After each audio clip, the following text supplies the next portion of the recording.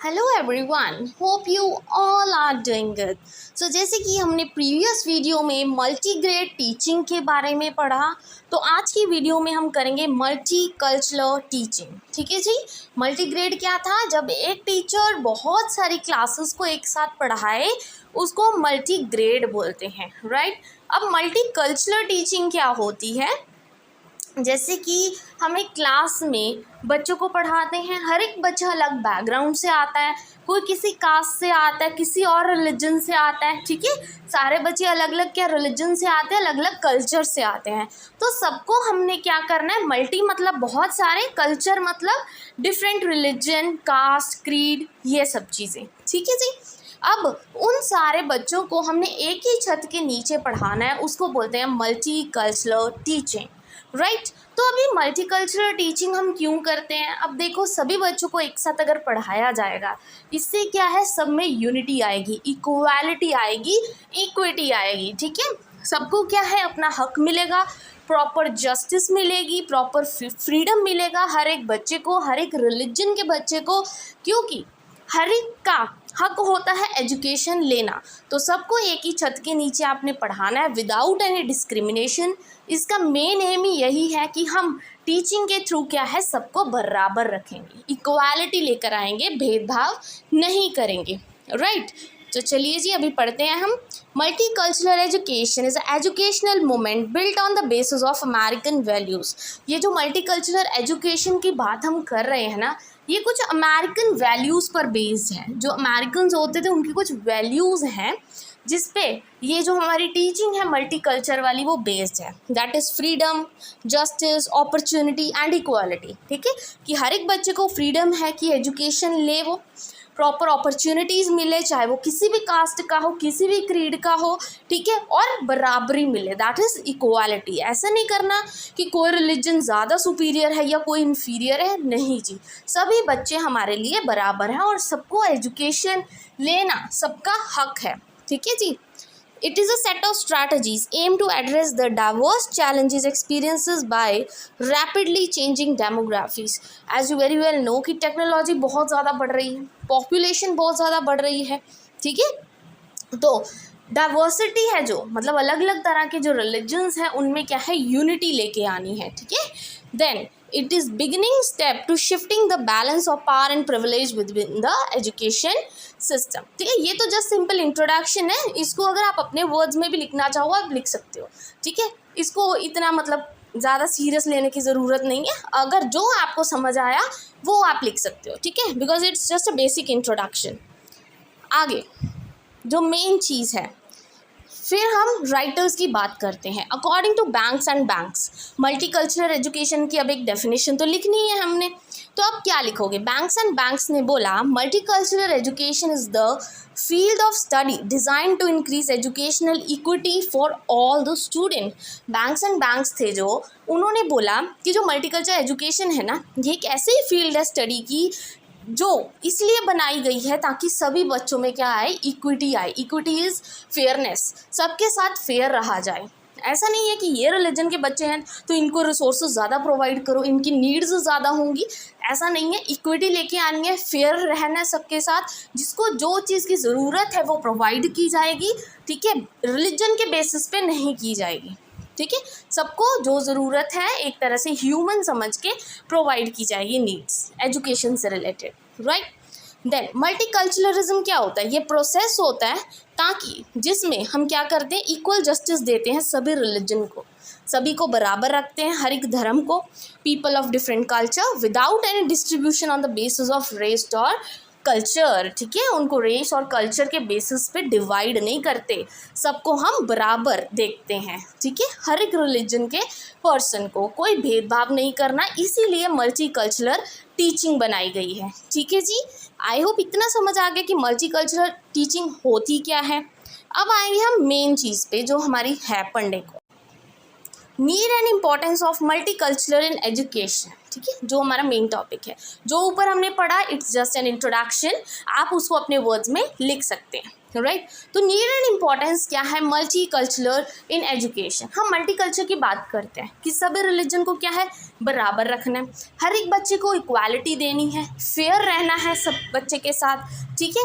तो क्यों ज़रूरी क्यों है ये चीज़ें? पहला, to identification of the culture, ताकि सभी बच्चों को सभी धर्मों का ज्ञान हो, ठीक है। सिर्फ क्योंकि हम भी आजकल देखते हैं, आपने भी कई बार नोटिस किया होगा, जो बच्चे होते हैं जैसे कोई सिख फैमिली से है या कोई हिंदू फैमिली से है, कोई भी, ठीक है, मैं सिर्फ एक की बात नहीं कर रही, सबकी बात कर रही हूँ कि उनको सिर्फ क्या है अपने ही धर्म के बारे में ज़्यादा पता होता है, राइट। बच्चों को दूसरे धर्मों के बारे में अगर आप पूछ लो तो उनको इतना ज्ञान नहीं होता, ठीक है। हमें भी अगर कोई पूछे, जैसे हम हिंदू हैं, मुझे कई बार कोई सिख से रिलेटेड, कोई गुरु से रिलेटेड अगर पूछ लेता है तो मतलब एक्चुअल में मैं एग्जैक्ट नहीं बता पाऊँगी, ठीक है। तो हम चाहते हैं कि सभी धर्मों को, हर एक बच्चे को एक साथ पढ़ाया जाए, ताकि उनको अपने कल्चर्स के बारे में पता लगे कि कौन सी चीज़ क्यों सेलिब्रेट की जाती है, किस कल्चर की कौन सी चीज़ सबसे ज़्यादा फेमस है, चाहे वो खाने को लेकर हो, चाहे वो फेस्टिवल को लेकर हो, सब कुछ बच्चे को पता होना चाहिए। इसलिए हम मल्टी कल्चरल एजुकेशन प्रोवाइड करते हैं, right. Then to create cultural integration, ताकि सभी एकजुट होकर मिलजुल के रहें। टू डेवलप रिस्पॉन्सिबल सिटीज़न, बच्चे को एक अच्छा सिटीज़न बनाना है, ताकि आगे जाके वो किसी चीज़ में डिस्क्रिमिनेशन ना करे, रिलीजन के बेसिस पे स्पेशली, ठीक है। Then to create the unity through diversity, ठीक है। Unity through diversity, you know कि डाइवर्सिटी मतलब बहुत सारे कल्चर्स सारे एक साथ होके रहें, फॉर कल्चरल एक्सचेंज, ठीक है। एक दूसरे से अपना कल्चर एक्सचेंज करें, एक दूसरे को नीचा ना दिखाए, बराबर रहे, राइट। इसलिए मल्टीकल्चरल एजुकेशन देना बहुत ज़्यादा ज़रूरी है, राइट। अब हमारा करिकुलम कैसा होना चाहिए, जो मेन चीज़ है, करिकुलम कैसा होना चाहिए हमारा, इट शुड बी फ्लेक्सिबल, ठीक है। फ्लेक्सिबल तो होना चाहिए, करिकुलम कभी भी रिजिड नहीं होना चाहिए। It should reflect cultural needs and problems, culture से रिलेटेड बहुत सी चीज़ें होनी चाहिए, जैसे हम करिकुलम में एक्टिविटीज़ इंक्लूड कर सकते हैं, जो हम स्कूल्स में करवा सकते हैं बच्चों के थ्रू, ठीक है। कोई भी फेस्टिवल मना सकते हैं, हर तरह का फेस्टिवल मनाना चाहिए। शुड बी कम्युनिटी ओरिएंटेड, ठीक है, कम्युनिटी से बेस्ड होना चाहिए। And should be student centred, बच्चे को ध्यान में रखते हुए होना चाहिए, ऐसा हमेशा करिकुलम हमें बनाना चाहिए, राइट। अब टीचिंग मेथड्स कौन से हम यूज़ कर सकते हैं, हम देखो प्रोजेक्ट मेथड्स यूज़ कर सकते हैं, क्योंकि सभी एक साथ मिलके उस पर काम करेंगे। प्रॉब्लम सॉल्विंग मेथड यूज़ कर सकते हैं, सेमिनार मेथड यूज़ कर सकते हैं, और डिस्कशन मेथड कर सकते हैं। इसमें देखो सारे बच्चे एक साथ एकजुट होके जवाब देंगे, ठीक है, कोई प्रोजेक्ट करेंगे, डिस्कशंस करेंगे, तो इसमें क्या है एक साथ सारे मिलके काम करेंगे और सबको इक्वली दर्जा दिया जाएगा, ठीक है, किसी को छोटा या किसी को बड़ा नहीं दिखाया जाएगा, राइट। अब ये चीज़ें आपको समझ आ गई। अब आते हैं मेन जो हमारे 5 डायमेंशंस हैं मल्टी कल्चरल एजुकेशन की, मोस्ट इम्पॉर्टेंट, ठीक है। आपको सिंपल डायरेक्ट सा क्वेश्चन आएगा, या तो आपको मल्टीग्रेड टीचिंग आ जाएगा कि इसको एक्सप्लेन करो 14 मार्क्स में, या तो आ जाएगा सिंपल मल्टी कल्चरल टीचिंग बताओ क्या होती है, या दोनों ही आ जाएंगे 14 मार्क्स में, 7 मार्क्स का मल्टी कल्चर, 7 मार्क्स का मल्टीग्रेड टीचिंग, ठीक है। तो दोनों ही कंसेप्ट आपको क्लियर होने ज़रूरी है, क्योंकि एक ही यूनिट के 2 टॉपिक्स हैं, राइट। सो 5 डायमेंशंस की बात करते हैं मल्टीकल्चरल एजुकेशन की। तो सबसे पहला डायमेंशन है that is content integration. Content integration का क्या मतलब है, देखो मल्टीकल्चर की बात कर रहे हैं, हमने सारे धर्मों को एक साथ लेके चलना है, ठीक है, इक्वालिटी लेके आनी है।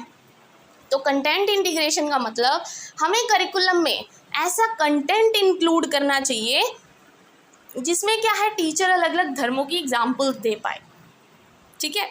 अगर टीचर एग्जाम्पल देगा बच्चा उस चीज़ से कनेक्ट कर पाएगा, और बच्चा अगर कनेक्ट कर पाएगा तो टीचिंग सबसे बेस्ट होगी, ठीक है। पहला समझ आ गया, पढ़ लेते हैं अभी। It deals with the extent to which the teacher use examples and content from a variety of cultures, अलग अलग कल्चर्स से ये कंटेंट लेके आएगी वो teacher, and groups to illustrate the key concept generalization issue with their subject area और discipline, ठीक है जी। और कहाँ पे कौन से क्या दिक्कत हो रही है जिस वजह से इक्वालिटी नहीं आ पा रही, तो टीचर क्या है सब कुछ बच्चे को एक्सप्लेन करेगा, और बच्चा जिस टाइम ये चीज़ समझ जाएगा वो आगे जाके क्या है एक अच्छा सिटीजन बनेगा और कभी भी भेदभाव नहीं करेगा। I hope first dimension is clear. Now second, knowledge construction process. It describe how teacher should help the student to understand, investigate and determine. ठीक है, नॉलेज कंस्ट्रक्शन क्या होता है, टीचर ने अब नॉलेज कंस्ट्रक्ट करनी है बच्चे की, बच्चे को नॉलेज देनी है ताकि बच्चा अंडरस्टैंड करे, खुद इन्वेस्टिगेट करे और देखे how the biases, frame of references and prescriptives within a discipline influence the way in which the knowledge is constructed with themselves in this dimension. ठीक है, उनको सब कुछ पता हो कि कैसे किस कल्चर में क्या चीज़ हो रही है, वो खुद उस चीज़ में जाके उस चीज़ को देखे। ठीक है, बैठे बैठे जो दूसरे ने कहा वो चीज़ ना हो, वो खुद इन्वेस्टिगेट करें उस चीज़ में, बच्चा अपनी नॉलेज खुद कंस्ट्रक्ट करे इस डायमेंशन में। Student should become knowledge producer not the consumer.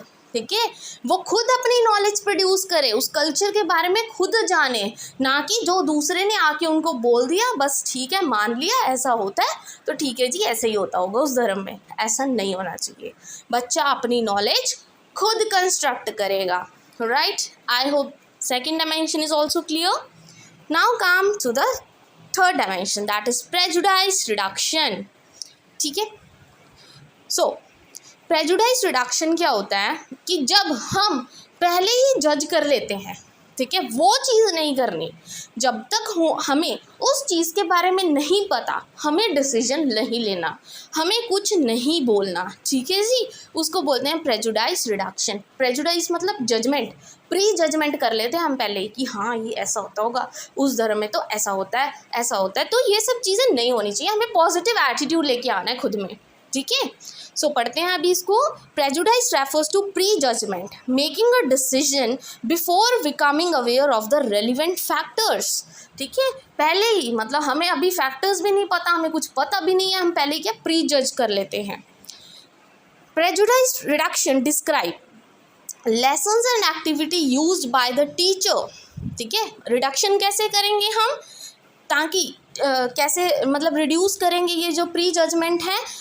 Teacher क्या करेगा, कुछ एक्टिविटीज़ इंक्लूड करेगा जिससे बच्चों में पॉजिटिव एटीट्यूड डेवलप होगा toward different racial, ethnic and cultural groups. अलग अलग कल्चर को लेके बच्चे के दिमाग में पॉजिटिव चीज़ें आएंगी, ना कि प्री जजमेंट में वो गलत चीज़ें सोचेगा दूसरे रिलीजन्स को लेके।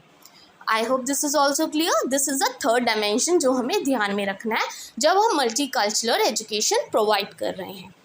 Right, I hope this is also clear. Now comes equity pedagogy. Equity क्या होता है, फेयर रहना, जिसको जितनी नीड है उसको उतना देना। इक्वालिटी तो होता है बराबरी, ठीक है, इक्विटी होता है फेयर रहना, जिसको जितनी ज़रूरत है उतनी चीज़ प्रोवाइड करना ताकि उसकी ज़रूरत है जो पूरी हो जाए।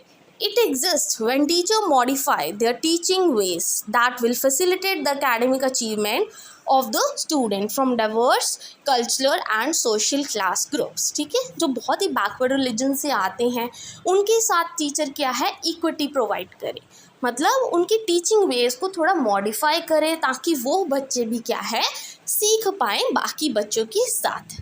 Academic achievement can be attend.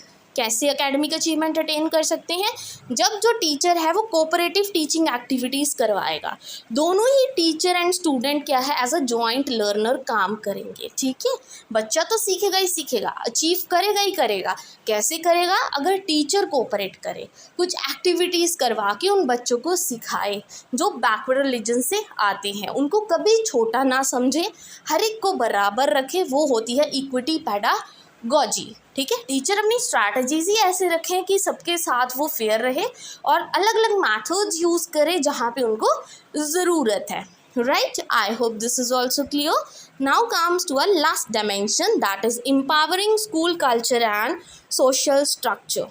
ठीक है, तो इसमें क्या है, एम्पावर करना है हमने स्कूल कल्चर को और सोशल स्ट्रक्चर ही ऐसा बना देना है। The dimension is created when culture and organization of the schools are transformed in the way that enable the student from diverse racial, ethnic and gender group to experience equality and equal status। ठीक है जी, हमने school का culture ही ऐसा change कर देना है, school का environment ही ऐसा बना देना है कि हर एक जो रिलीजन का बच्चा है हर एक को क्या है इक्वालिटी, इक्वल स्टेटस मिले, किसी को छोटा नहीं दिखाना, सभी क्या है बराबर है हमारे लिए।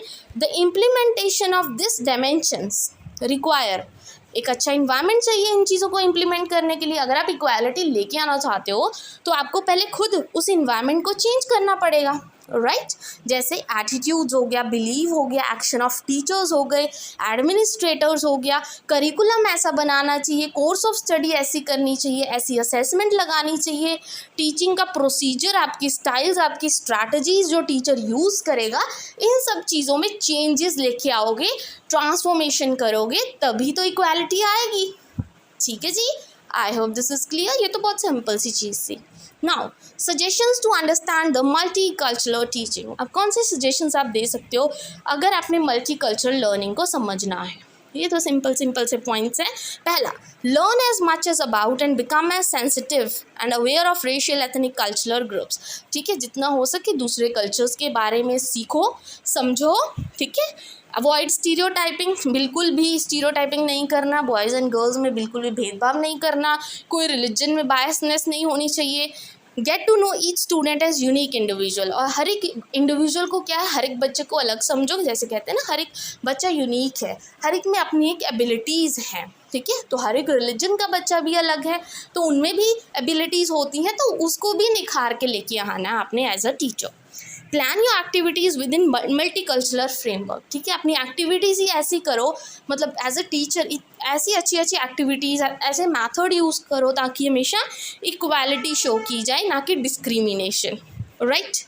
Poster the collaboration and cooperative among your learner, parents and teachers. ठीक है, सारे कोलैबोरेट करके एक साथ काम करेंगे तो इक्वालिटी आएगी, चाहे वो पेरेंट्स हो, चाहे वो टीचर्स हो, चाहे वो बच्चे आपस में हो, सारे क्या है, एकजुट होके मिलजुल के काम करेंगे, कोई भी एक्टिविटी हो जाए। ठीक है जी, मतलब पेरेंट्स को भी इंक्लूड करना है। ठीक है, so this is all about multicultural teaching. I hope आज का टॉपिक मैंने मतलब अच्छे से समझाया होगा और आपको अच्छे से समझ आ गया होगा। और अगर आपको वीडियो अच्छी लगी हो then please don't forget to like and subscribe my channel. Thank you very much.